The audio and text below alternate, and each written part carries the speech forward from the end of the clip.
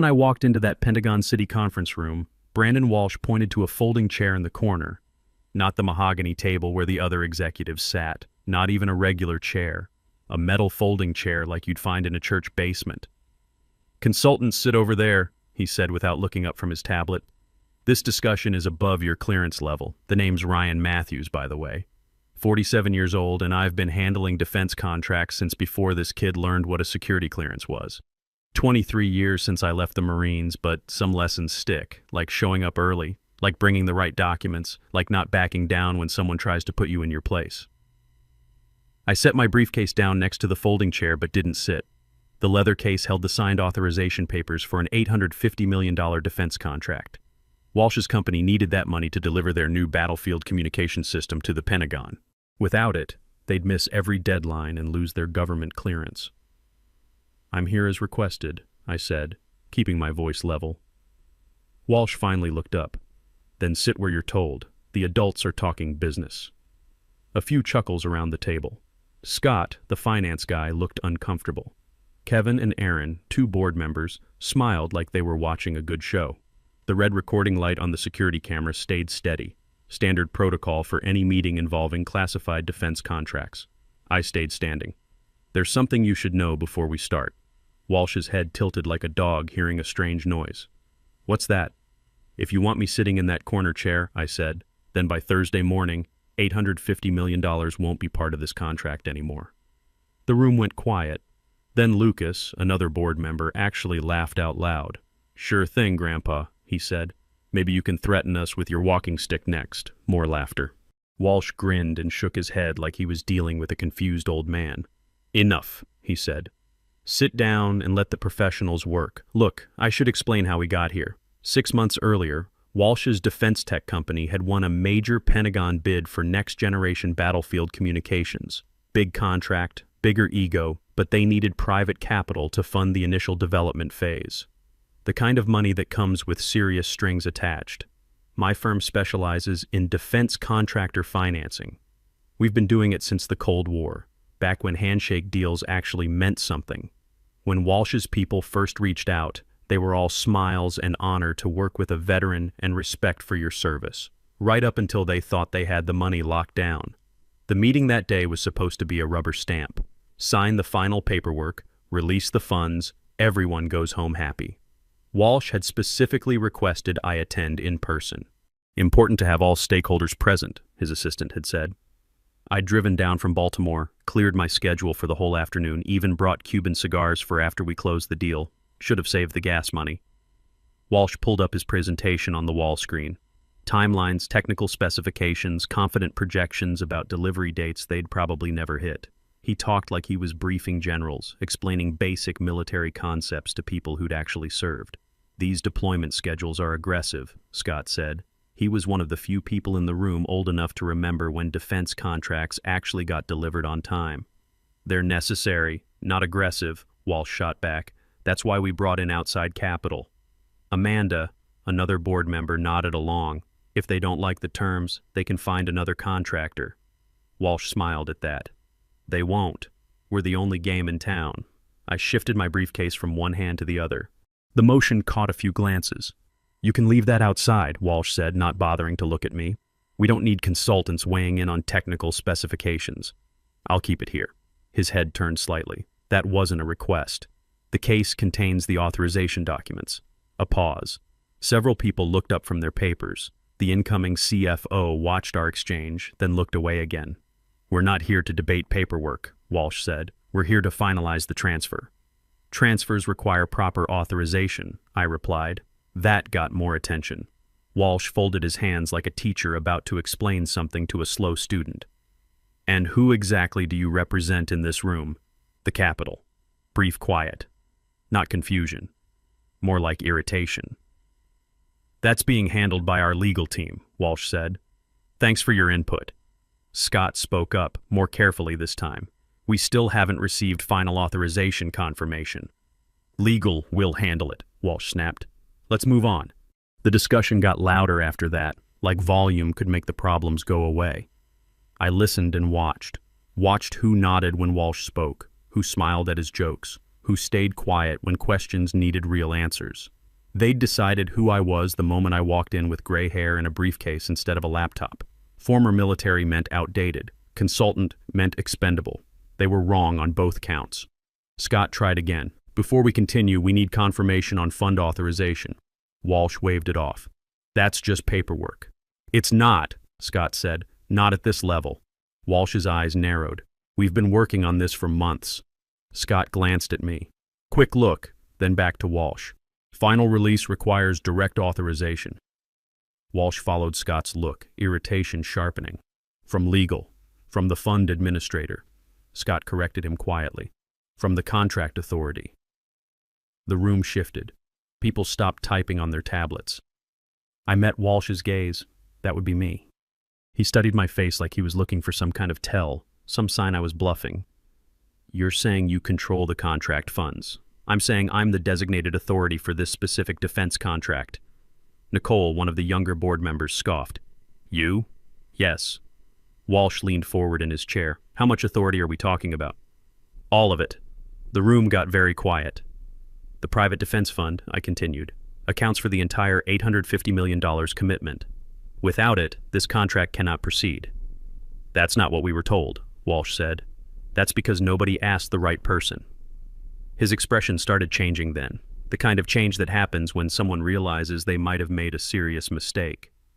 And you felt the need to handle this personally? I insisted on it. Why?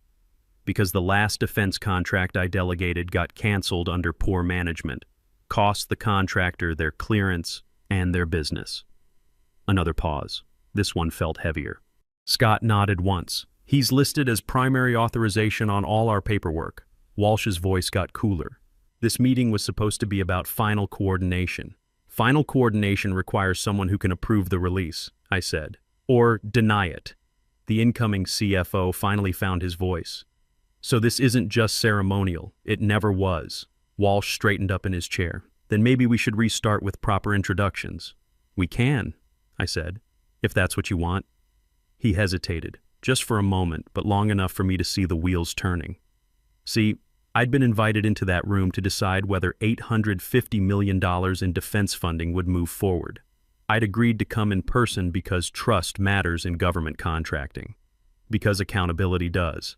They hadn't seen that. They'd seen an old Marine with a briefcase who didn't fit their image of modern defense tech. I watched them recalibrate, one face at a time. Walsh found his rhythm again quickly. Now that everyone's role is clear, he said, we can proceed with the coordination meeting. Scott hesitated. There is one item we still need to address.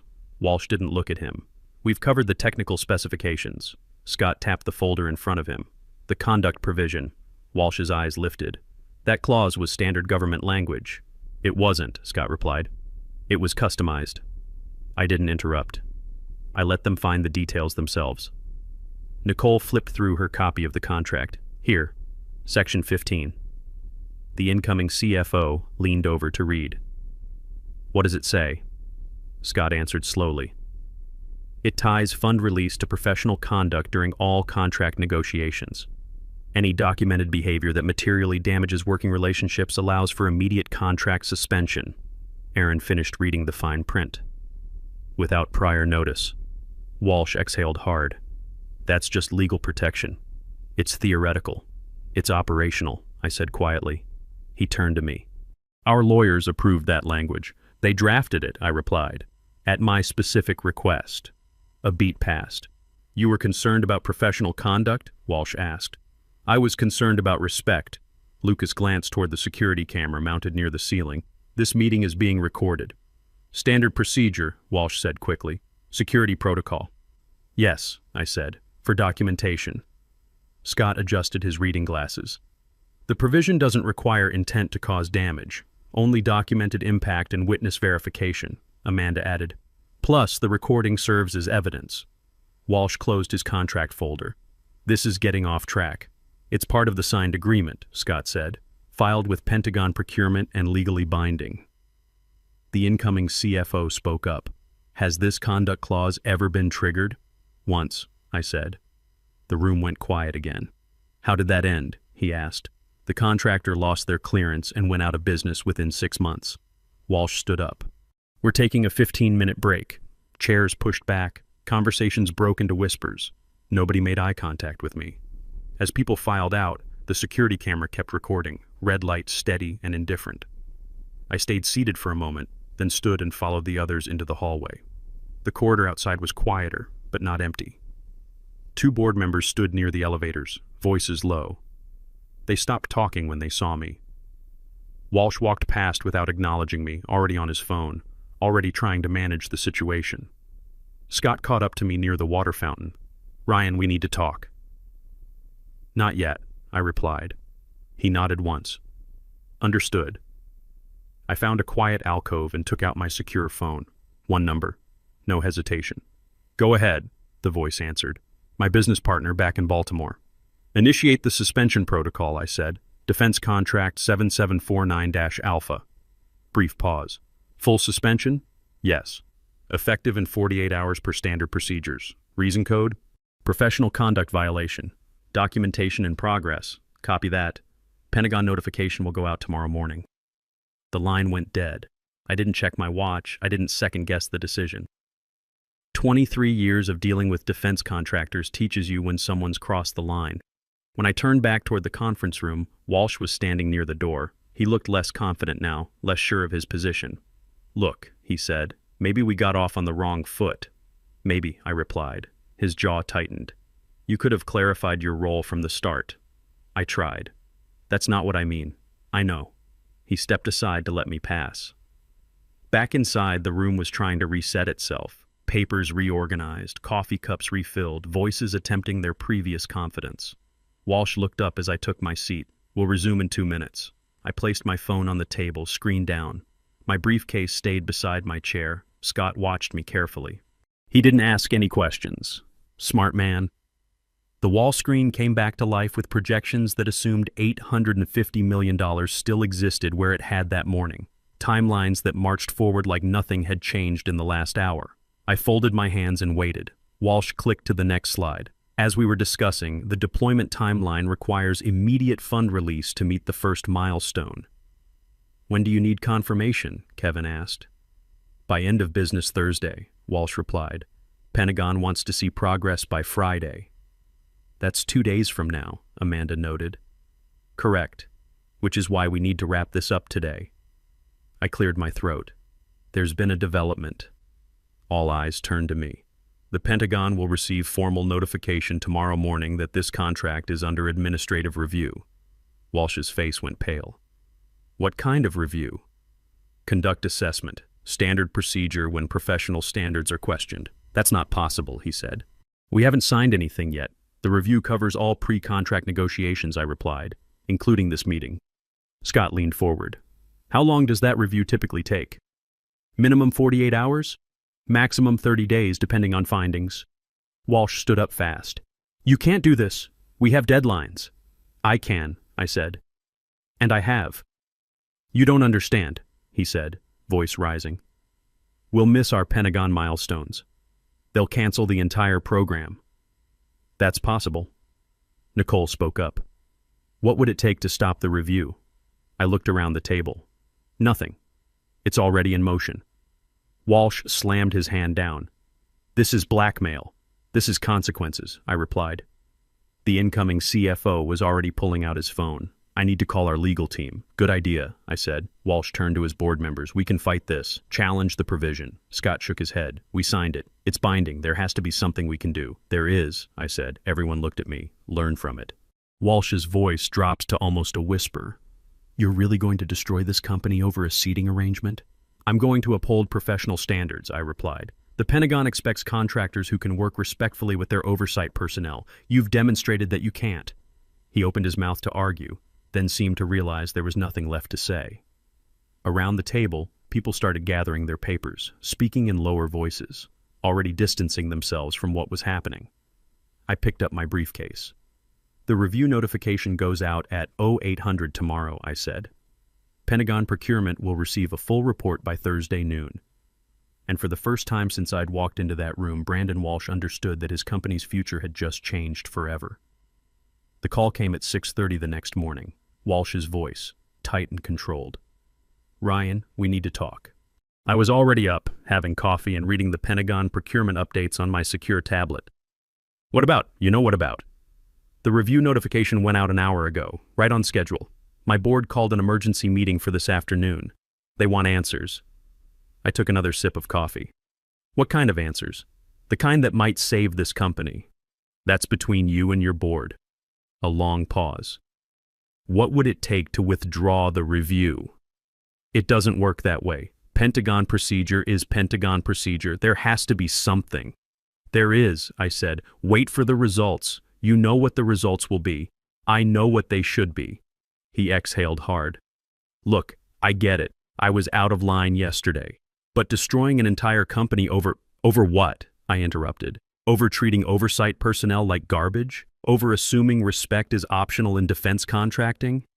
Another pause. When he spoke again, his voice was quieter. What do you want from me? Nothing, I said. I wanted basic professional courtesy, yesterday, in that meeting. And now? Now it's out of my hands. The line went dead. I finished my coffee and drove to the office. My business partner, Steve, was already there with a stack of Pentagon communications. How bad is it for them? He asked. I scanned the official review notice, standard language, but the implications were clear. Walsh's company will be flagged in the system within 24 hours. Any active bids will be held pending review completion. How many contracts are they bidding on? According to our intelligence, 4. Total value around $2.3 billion. Steve whistled low. That'll get the board's attention. Already has. Emergency meeting this afternoon. Think they'll try to replace Walsh. Too late for that. The review covers company culture and management practices.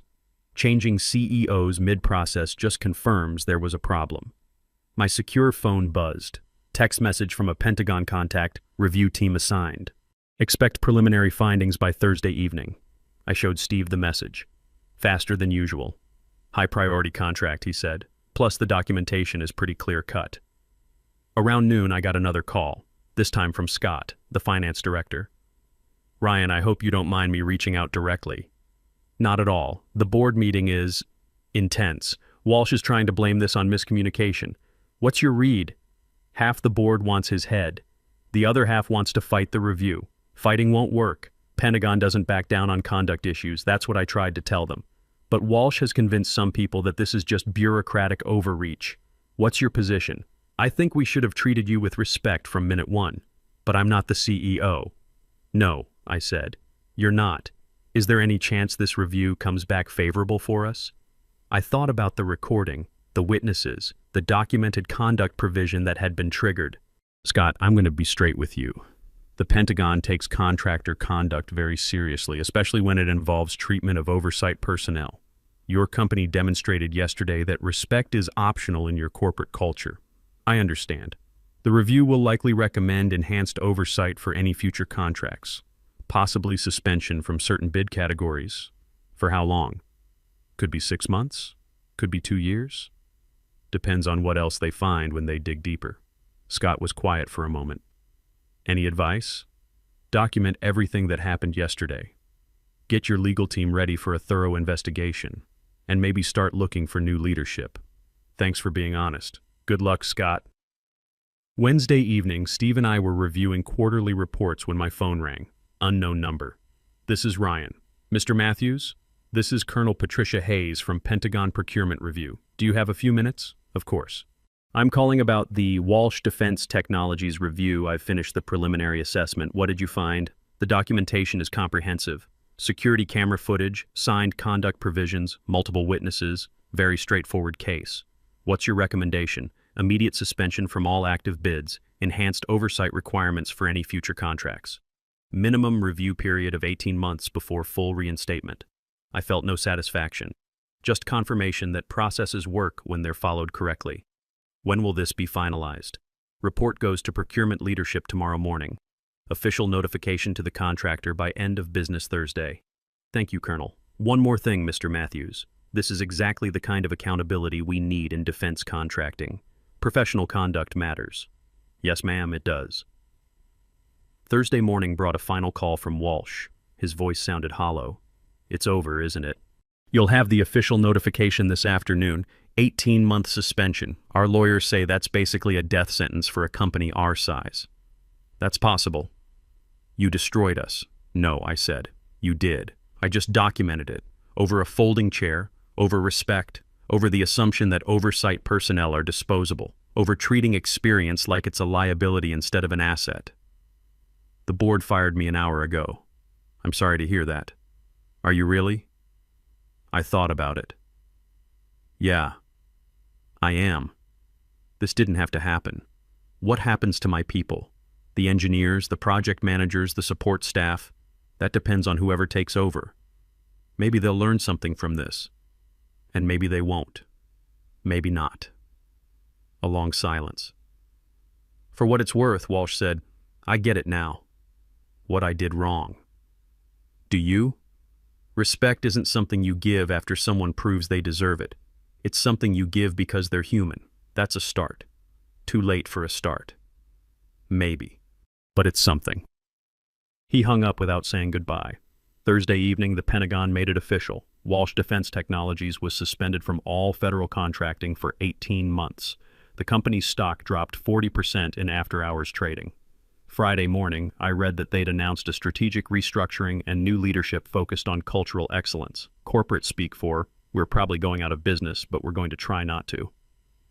Steve found me in my office reading the news coverage. Feel good about it? He asked. Feel necessary about it, I replied. There's a difference? Yeah, there is. He nodded and left me alone with the newspaper. The headline read, Defense Contractor Loses Clearance Over Conduct Violations. Somewhere in that story was a lesson about respect and accountability. Whether anyone would learn it remained to be seen. Part 4. The Aftermath. 6 months later, I was sitting in my Baltimore office when Steve knocked and walked in with a newspaper. You might want to see this, he said, setting it on my desk. The headline read, Walsh Defense Technologies Files for Bankruptcy Protection. I scanned the article. Asset liquidation, employee layoffs, contract obligations transferred to competitors. The whole company, gone. Feel good about it now? Steve asked. Feel the same as I felt 6 months ago, I replied. Actions have consequences. Even for the 200 people who lost their jobs, especially for them. They deserved leadership that wouldn't tank their company over a folding chair. Steve sat down across from my desk. Pentagon called this morning. They want to discuss the Raytheon oversight contract. What about it? Apparently word gets around. They specifically requested you for the conduct compliance role.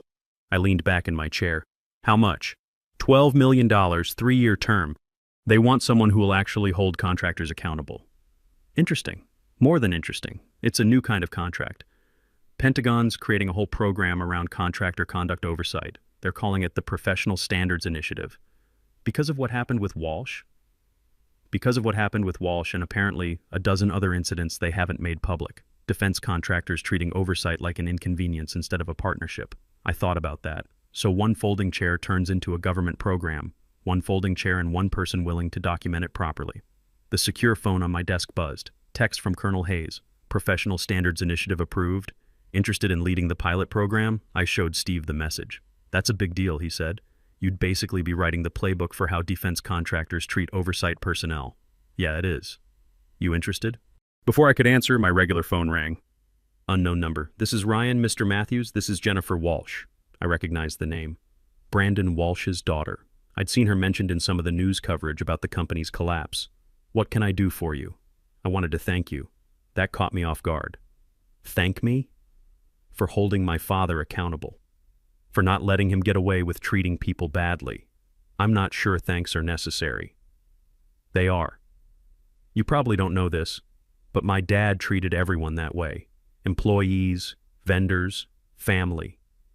He thought being successful gave him the right to be disrespectful. I'm sorry to hear that. The bankruptcy was hard, really hard, but it forced him to look at himself, to understand why his company failed. How's he doing now? Better. He's in therapy, working on himself. For the first time in years, he's actually listening when people talk. That's good. He wanted to call you himself, but he wasn't sure you'd want to hear from him. What would he have said? That you were right. That respect isn't optional. That leadership means treating everyone with dignity, not just the people who can help you. I looked out my office window at the Baltimore harbor. Tell him I appreciate that. I will. And Mr. Matthews? There's something else. What's that? I'm starting my own company. Defense consulting, but focused on helping contractors build better workplace cultures. I learned from what happened to my dad's company. That sounds like important work. It is. And I wanted to ask if you'd consider being an advisor. I know that might be awkward, given the history. Why would you want me involved? Because you held a line that needed to be held. Because you didn't compromise on principles just to avoid conflict. Because the defense industry needs more people like you. I thought about the Pentagon's new program.